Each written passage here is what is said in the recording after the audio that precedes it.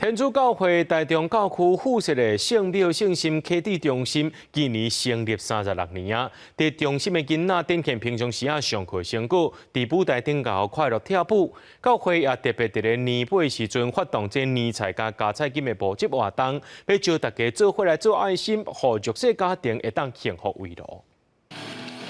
自信的表情伫舞台顶欢喜表演。鹿港圣母圣心启智中心目前服务58位的身心障碍囡仔，为着庆祝今年成立36周年，囡仔展现平常时练习的成果，互大凯家长看甲真感动。较有自信的，莫讲因为咱的身体有缺陷，就真唔敢去面对外口。哦，这个信心对来讲实在是足要紧的，嘛会使做代工，赚家己的所费，这种感觉就甲咱一般人拢同款，证明咱家己正经足好的。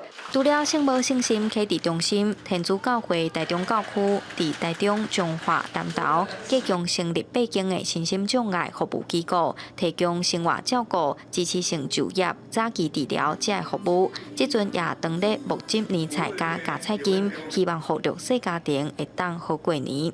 阮今年是第10年，伫募迄年菜甲加菜金吼，每一年拢愈来愈少。不过阮嘛是希望讲会当照顾这个慢飞天使，互因伫咧过年的时阵，上无会当食会饱，然后穿会烧安尼。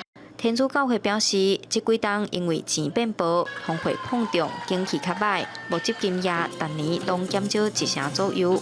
今年教会继续伫年尾替286个弱势家庭募集年菜，招大家同齐来做爱心。